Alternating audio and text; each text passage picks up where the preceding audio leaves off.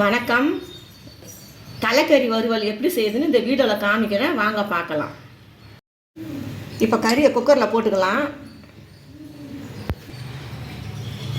நான் 1/2 கிலோ கறி எடுத்துருக்கிறேன். தலைக்கறி 2 டீஸ்பூன் மிளகாத்தூள் போடுறேன்.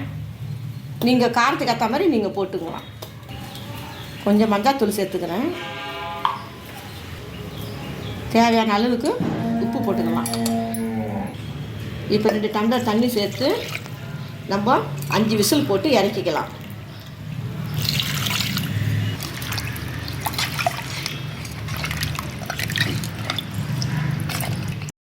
சோம்பும் மிளகும் சரி அளவுக்கு எடுத்து வறுத்து வச்சுருக்கேன். நம்ம மிக்சியில் போட்டு அடித்து பவுட்ரு பண்ணி எடுத்துக்கலாம்.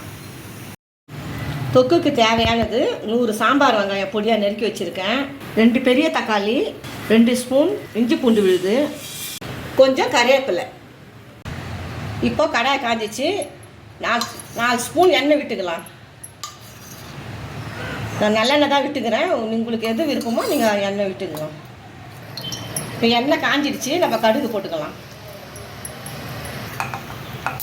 இப்போ கடுகு போட்டுச்சு. நம்ம இஞ்சி பூண்டு சேர்த்துக்கலாம். சாம்பார் வெங்காயமும் அதில் போட்டு கலரிக்கலாம்.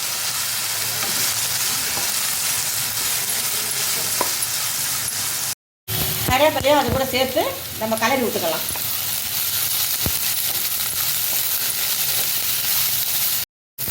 இப்போ வெங்காயம் செவந்து வந்துருக்குது. இந்த டைமில் நம்ம தக்காளி சேர்த்துக்கலாம். வெங்காயம் தக்காளி நல்லா செவந்து வரணும். நம்ம கலரி விட்டுக்கிட்டே இருக்கலாம். இப்போ தக்காளி வெங்காயம் நல்லா செவந்து வந்திருக்கு. இப்போ நம்ம கறி எடுத்து இதில் சேர்த்துக்கலாம்.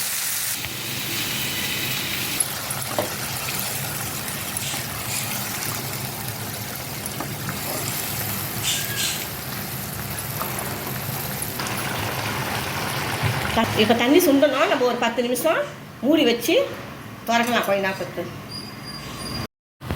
இப்போ 10 நிமிஷம் ஆயிடுச்சு. நம்ம திறந்து பார்க்கலாம். இப்போ தண்ணி நல்லா சுண்டி வந்திருக்கு.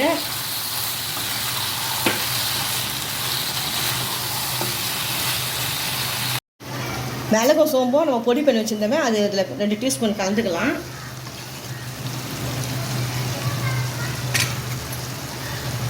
இதில் கொத்தமல்லியும் இதில் தூவிக்கலாம். நல்லா கலரி விட்டுக்கலாம். நம்ம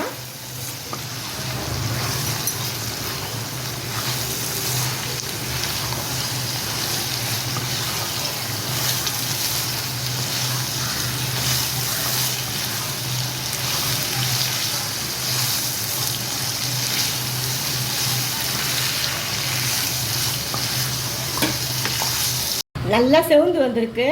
தலைக்கறி வறுவல் ரெடி.